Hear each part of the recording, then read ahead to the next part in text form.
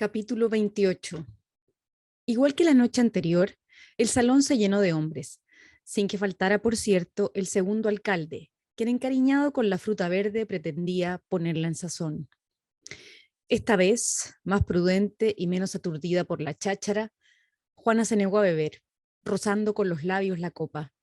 El alcohol le había traído malas visiones. Hasta las 10 de la noche pareció aquel un baile de diplomáticos. Pero pasada esa hora, un nuevo contertulio, demasiado alegre, produjo cierto escándalo, que no tardó en ser fomentado por los más correctos gentlemen de la reunión. Napoleón había saboreado mucho cardenal de piña y estaba empeñoso en que Juana compartiera sus libaciones. Como se le resistiese, el magistrado expuso su queja a la adalguisa. ¿Sabes? Me ha salido obstinente la pequeña. Dile que a los que no beben vino se les agua la sangre y en vez de vida guardan en las venas horchata de almendras. Hágame el servicio de acompañar al caballero, dijo entonces la señora Albano, D.F. Y fue tan severa su entonación que sin chistar se empinó la copa que le ofrecían. Una polquita, maestro. Alemánica, corrigió Vivelo. Como Juana alegara que no sabía bailarla, su compañero hizo pareja con la muñeca, a quien encantaba levantar la patita y quebrantarse los brazos en ese baile que tanto se parece a una marcha de parada. Mientras tanto, aprovechando su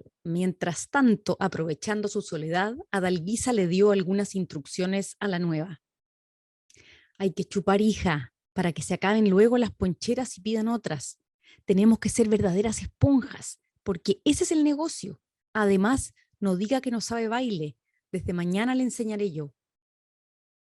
Satisfecha de su magnánima promesa, la patrona, sin quitarse de los labios el cigarrillo, se alejó con un chulesco movimiento de caderas y terciándose donairosamente por sobre el hombro su mantón de Manila, a ramazones blancos, fue a sentarse juntito al chiquillo que almorzó en la casa, un secuestro de menores, fascinándole con su cabellera infernal y su olor a mujer brava. ¿Qué hubo? ¿Se divierte, señorita Juana? Era Mercedes, que se dejó caer a su lado con aire aburrido y los ojos llenos de lágrimas. Sí, cómo no, ¿qué tiene? Dolor de muelas. Me quita el gusto para todo. Perdón, de nuevo. Dolor de muelas. Me quita el gusto para todo. No me deja tranquila. Así y todo, porque no podía bailar, casi quiso pegarme el palmatorio donoso. Se curan como animales y parece que no fuesen caballeritos de lo atrevidos que se ponen. No saben cuánto ganarían comportarse considerados. Pues bueno, que una sea una cualesquiera, pero no hay para qué chinearla tanto, si somos cristianos al cabo. No es vida esta, agregó suspirando. Bueno que la sufra en castigo de mi soberbia. Mire que yo dejé a mi taíta porque me amarraba para pegarme. Sírvase un trago de monova, mijita. Ante ellos se detuvo con el sombrero puesto un fulano pequeño, de nariz ruborosa, quien entre despierto y durmiéndose ofrecíales una copa. Pero había perdido su centro de gravedad y el desequilibrado cuerpo, al irse alternativamente sobre la punta de los pies o sobre el borde de los tacones, amenazaba desplomarse con copa y todo. Mercedes estimó peligrosa la galantería. Cuidado con mancharnos el vestido, váyase a sentar, será mejor. Titubeó el galán un momento y con los ojos medio cerrados atrevióse a estirar el brazo para palmearle la mejilla. Lo que es la vida, mijita, lo que es la vida. ¿No ve? Ya está botando el ponche. Tómeselo. El filósofo se retiró murmurando entre dientes. Lo que es la vida, lo que es la vida. Si todos fueran iguales a Pitillo. Pase, pensaba Mercedes siguiéndolo con la vista en su caracoleado camino. Efectivamente, todo lo que hacía desde muchos años el abogado Pitillo era llegar trotando como un quiltro junto a un diputado o un periodista, siempre gente conocida. Luego empezaba a contrapesarse afirmadito en un rincón, alargaba la nariz como pollo con moquillo, porque estando escabechado ya y con poca cosa se pasaba y perdía su centro de gravedad. Mas en la casa no había memoria que se hubiera propasado con una mujer, sino hasta acariciarle la cara y repetir su gran frase: lo que es la vida, lo que es la vida. ¿Sabe qué remedio será bueno para la cara? Es el hueso el que me duele. Ah, yo nunca he sufrido. ¡Viva Pitillo!, gritaba un mozalbete en teco, dándole puñetazos en la espalda. ¿Ese alto es al que le dicen palmatoria? El mismito. Mercedes bajó la voz. Fierabras para las mujeres, por lo mismo que le tiembla a los hombres que no son pitillos. Nunca olvidaré que cuando se encamotó con la Rosalba no se aportaba, de miedo a Sañartu, que la quiso también. Es mucha fatalidad que se haya ido con él. Al oído le susurró la historia de aquella muchacha tan educada que se arrancara de su casa por culpa del padrastro que la perseguía, para ir a caer en las garras de aquella Misía Peta, comadre de doña Rita, a la cual no hace mucho acusaron los diarios de haberse robado una hija de familia, y a quien no se tomó la declaración alguna, por miedo a comprometer al presidente. Usted habría congeniado con la Rosalba porque era muy señorita. Mercedes hablaba de la ex compañera, lo mismo que de una muerta. Pobre muchacha, qué desgracia la hizo enamorarse como una colegiala del Palmatoria. Se puso colorada hasta no saber qué decir desde la primera vez que lo vio, y apenas él propuso sacarla, lo siguió, sin sospechar la vida que le daría, y que para no ser abandonada, tuviera más tarde que rondar los portales cuando salen las tandas y recoger dinero con que pagarle su amor. Fue una de esas que cayó al hospital, pero bien se podía morir antes que su amante fuese a verla. No crea, muchas futres gastan fachas de día, gracias a los cortes que ganan sus queriditas en la noche. Uno así debió tocarle a la Candelaria. Ay, ay, ay, cito, qué punzada me acaba de dar en la misma carretilla. ¿A qué Candelaria? Ay, ya va pasando. Fíjese cómo hacen desesperar a Jacinto. Ligerito le dicen que declame. Ay. Mientras callaba su amiga, comprimiéndose con la mano el carrillo, Juana retuvo su pregunta y volvió a repetirla. ¿Qué Candelaria?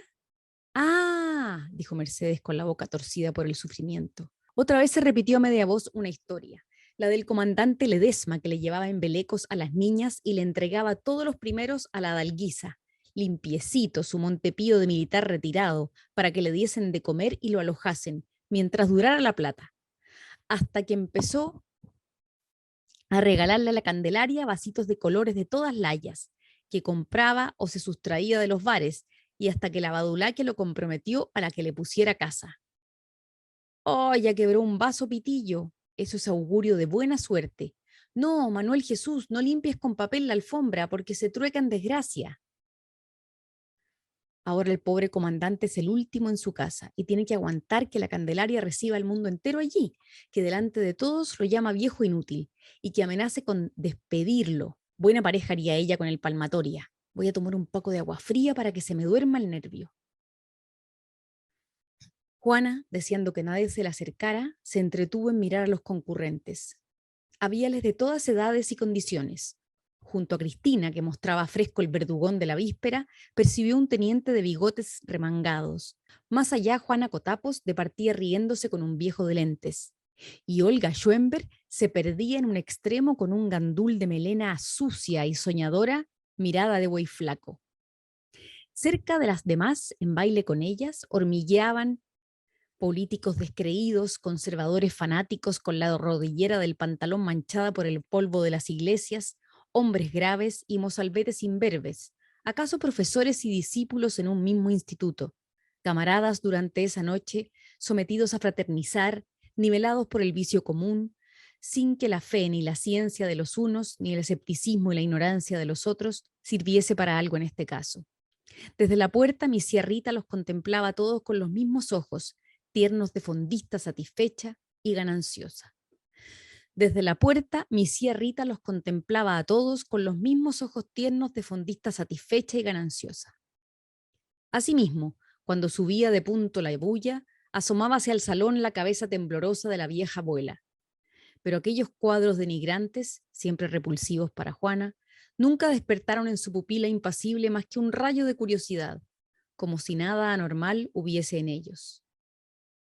Era que se había hecho egoísta a fuerza de vivir, que para su experiencia todo era transitorio en este mundo y que por lo tanto bien hacían las mozas en prestarse al hombre, como ella se prestó en sus tiempos. Bien los mozos en divertirse, aunque pagaran con su honra o con el pan de sus madres. Bah, todo en la existencia es pasajero. Bueno y santo resto de mujer y de humanidad. que preocupándose solo del comistrajo, cuando menos rumiaba en su boca vacía de dientes un terroncito de azúcar. Más que nunca parecíale a Juana que todo ese carnaval no era sino una parodia o un sueño de la vida. La vida misma era otra cosa, tendría que venir aún. Era tal vez la tranquilidad ambicionada por ella cuando niña. ¡Vívelo! ¡Ahí viene tu camote!, avisóle Olga. La muñeca, abandonando a su pareja, corrió desalada a la puerta, pero al comprender que era una burla, volvióse hecha una furia. Si quieres más hombre que el tuyo, y no come cuando cae vigilia, sino que todos los días. Y Juana se resistía a creer que esos 1000 detalles dispersos, insignificantes, desagradables, estúpidos, acabasen por constituir la breve y única existencia, puesto que cada uno llena un segundo del perpetuo reloj del tiempo, donde duerme el porvenir, y donde cada 60 minutos suena una campana para despertarlo. Lo hace vivir una hora, convertido en presente, y apenas rompe la nueva vibración metálica, dice amenazador a los mortales que aquella hora más es ya una hora menos, pues despertó del futuro para morir en el pasado. Otro tipo bien interesante a quien observaba Juana novedosamente era el pianista, al morenito, una especie de loco que solía levantarse de su taburete para hacer pantomimas en medio del salón, alentando por la seriedad postiza de los calaveras. Pantominas teatrales en que no trataba de hacer reír, en que su manía era llamar señor conde al uno, señor marqués al otro, y muy feliz si se prestaban a su sainete y le contestaban en igual jerga. El final era sabido de memoria. Cuando lo veían empinarse en sus tacones, estaban todos seguros que en su tono más hueco, el negrito se proclamaría rey. Su manía giraba en torno de estas ideas. Muchas novelas de Fernández González, de Dumas padre, le habían trastornado el seso hasta hacerlo soñarse caballero de otras edades. Gozaba ingenuamente identificándose con sus héroes. Un día, después de ser el opulento Luis XIV, era el mosquetero D'Artagnan, o bien Felipe el Hermoso, y a buen seguro que, de conocer el Quijote, todos los mambrinos y estampafilardos del bosque en el que hubiesen revivido y declamado retazos de dramas y tiradas de versos con la misma voz de falsete con que cantaba sus peteneras. Ah, en tales momentos el negrito era tan feliz que no desearía cambiar su aporreada suerte ni por la de un emperador de verdad. Más deslumbrantes y grandes eran los menterijillas. Durante un rato divertía esta farsa, hasta que sobraba quien alternase con él, en el don Juan Tenorio, pero al fin, aburridos, lo bajaban de su trono de naipes con alguna injuria grosera para encaramarlo en el taburete del piano. Era de oír entonces, al sentirse manejado como un niño y otra vez toca que toca con cuánta rabia rezongaba entre dientes, frases romancescas. Sois un villano, don Nuño. Caballero bulláis porque no llevo al cinto la espada. Sus dedos galopaban sobre el teclado y sus furiosas fantasías de grandeza se traducían en el compás desbocadísimo de rubios y morenos o de amor de primavera.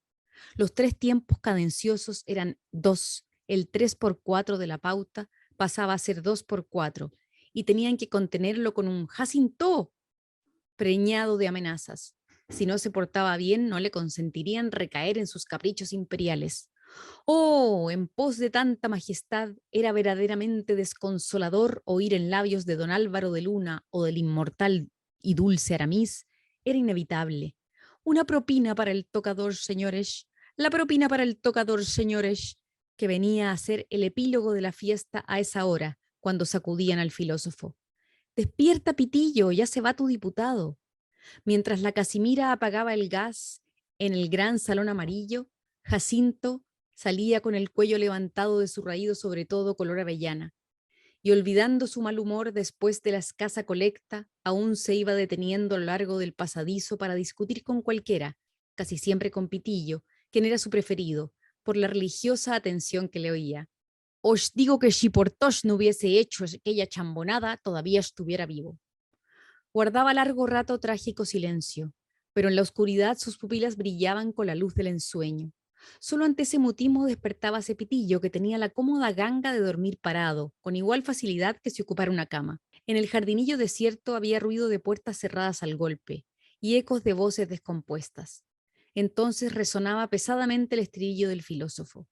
Lo que es la vida, gachó, lo que es la vida. Sí, sí, lo que es la vida. ¿Me ha extrañado? Interrogó el segundo alcalde, quien rendido por la polca con Vivelot recobraba su asiento junto a la lucero, satisfecho de encontrarlo vacante aún. Esta suspiró sin responder.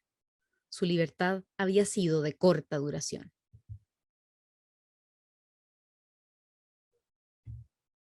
Lectura capítulo 29 de Juana Lucero. En el paso de baile que le dio el jueves en el gran salón casi a oscuras con los postigos cerrados, Adalguisa prestóle consejos sapientísimos. No era solo bailar, había que saber engatusarles, llamarlos gatito mío, palmearles las rodillas y una vez en baile ir rozándolos así. Eso era irresistible. Por más que no hubiesen pensado pasar la noche, aquello los esclavizaba. Ah, era una cortesana vieja, muy ladina, esa tal Adalguisa.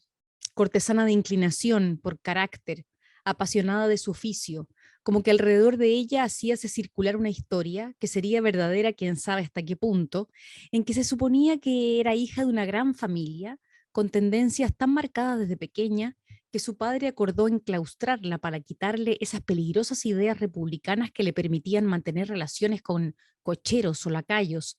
Pero en el convento, las monjas tuvieron miedo de una postulanta que amenazaba con incendiarlo. Apenas la soltaron, se lanzó a todo trapo, sin freno. Participó del apogeo de un gran orador que se daba vida de Pachá, derramó poncheras en faldas de seda, inspiró eróticas estrofas a varios poetas, y cuando vino a menos el Gambetta de Chile, reuniendo las migajas de su despilfarro escandaloso, dotóla de aquel hotel de recogidas virtuosas hasta que concluyese en paz sus días. Desde entonces ella, no obstante su grave abadiato, más que en el presente vivía en el recuerdo de aquel pasado opulento del cual estaba agradecida. Y sintió con sinceridad a su orador al saber que había muerto en México, donde vegetaba como plenipotenciario. Pero tenía aquel romance vulgar su capítulo conmovedor. Los cuidados con que envolvía la ramera Aída, su única hija, esa no saldrá como yo. Para ello la pensionaba en uno de los mejores conventos. Allá muy de tarde en tarde, cada 3 meses a lo sumo, iba a verla, modestamente vestida de negro, y la sacaba durante el día a una quinta de San Bernardo, pasando las dos solitas una tarde deliciosa. Más que aflicciones costábale esa comedia. A veces en el tren la reconocían algunos viajeros ante cuyos saludos sospechosos agonizaba de angustia. Pobre mujerzuela, sustentar aquel cariño blanco, hacerle creer a su hija que era una viuda acomodada sin que jamás sospechase su vergüenza, era su única ambición. Pero sorpresivamente, por una tonta charla suya, se vio en el compromiso de que la niña quería a toda costa visitar su casa de Santiago. Un domingo tuvieron que descolgarse cuadros y retratos, cuanto no fuese honesto. Fue cosa de ver a esas perdidas que con el sentido moral embotado por su aclimatación en el vicio, trataban de ir entresacando lo que delatara el vicio. Por la tarde, después de llenarlas de advertencias, suplicándoles, persuadiéndolas o amenazándolas para que se amontonasen callandito en el segundo patio, Adalguisa trajo a la colegiala. Hora de martirio indescriptible. Visitaron las dos algunas piezas. Se hizo objeciones respecto al jardín y como a cada momento temiese la madre que el olvido de un objeto inconveniente o una imprudencia de las mujeres curiosas se lo revelara todo, se apresuraban en encaminarla al gran salón amarillo, donde sobre el mismo piano de las parrandas nocturnas, Ida ejecutó las composiciones suyas. Sí, señor, originales de ella. La madre desfallecía de orgullo. Desde entonces, cada vez que pudo, encerrábase. Ella también y chapaleaba con un dedo el motivo de aquel portento musical. Do, fa, la, fa, mi, re. Eso era para ella sola nomás. Habría creído profanar su amor materno dejando que oyesen sus amantes o las chiquillas el do, fa, la, mi, re, siendo tan intransigente en esto que le repugnaba una francesa por haber iniciado su chiquilla en la carrera y veía con compasivo desprecio a Juana Lucero. Apenas 18 años y ya. Su hijita tenía solamente 15, pero Dios mío, cuánta diferencia. Vivelot, que ya había husmeado del do fa, solía preguntarse intrigada, ¿qué apellido se pondrá la compositora para hacerse célebre? ¿Albano o F también, como el fantástico cónyuge de Adalguisa? En uno de los descansos de la clase de baile y por primera vez, Adalguisa hizo referencia a su estado. ¿De cuántos meses está ya, señorita Juana? 4, señora. ¡Mm! ¡Qué lástima! Si hubiera sido menos, habría bastado una medicina. Pero de todos modos, es preciso salir al encuentro para impedir que la cosa se haga visible. Ella no comprendía. ¿Cómo? ¿Ya ha pensado esperar tan tranquila el día del desembarazo? No, por Dios. Yo no puedo traerla al salón en ese estado. Tendrá que hacerse operación. La otra la miraba atónita. Es muy sencilla y hay un especialista que cobra barato si yo la llevo. Por lo demás, los gastos corren por mi cuenta. Por Dios, dijo Juana con un miedo infantil al dolor, pero después fue la mujer la que sombríamente inclinó la cabeza. Era ella que despertaba, era que despertaba en ella toda la ternura por esa criatura débil que tal vez soñara criar y para la cual había hecho ya una gorrita con bullones de gasa y mariposeados lacitos de cintajos, confeccionada con ese afán de las madres que ponen en cada punto una esperanza en el hijo, cual si tejieran la red en la que han de aprisionar su corazón. No seas tonta, pues hija, si es corriente eso. La Mercedes echó dos así, porque como venía de campo, también le dieron que hacer sus amos. Cuando no se tiene para educar a los pobrecitos y ni siquiera un nombre que darles, lo que le aconsejo es lo más piadoso, lo mejor del mundo. Y temerosa de perder a la nueva, porque su crudeza pudiera haberla asustado, supo tocar el infalible resorte con ese tacto de las modernas traficantes de esclavas. Bien valía un sacrificio esa chicuela tan fácil de explotar, puesto que ignoraba, cosa nunca vista, el subido valor de su hermosura. Pasado mañana, hijita, sí que va a las tiendas con Vivelot. Le precisa comprarse muchas cosas. Según ellas, de los niños o de las mujeres se consigue cualquier cosa con un simple embeleco.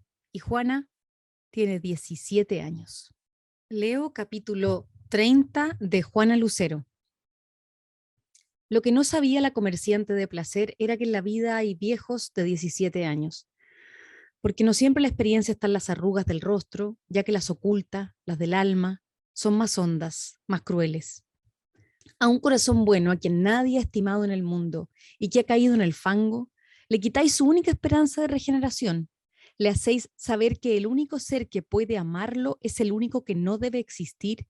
Y después de esto pensáis cicatrizar la llaga abierta con prometerle trapos o adornos.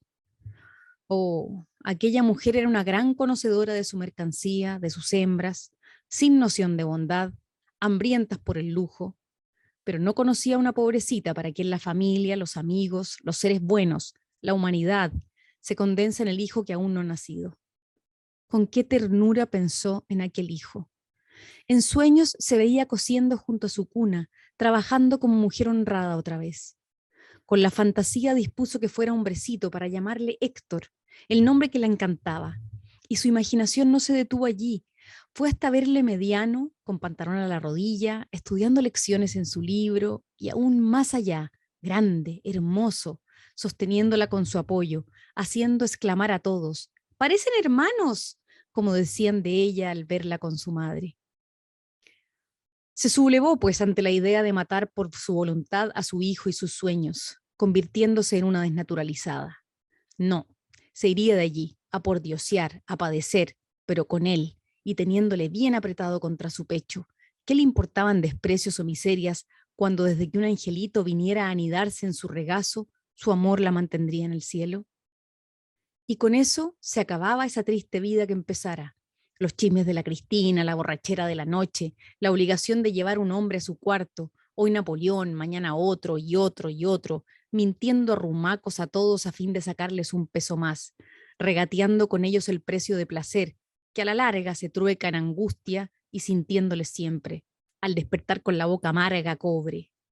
Allí, junto a ella, adolescentes o decrépitos, en esa confianza del que ha pagado tan brutal que obliga a taparse la cara por no matarlos, para que despierten en el sueño eterno, o no ofetearles, a lo menos en sus rostros abogatados y consumidos.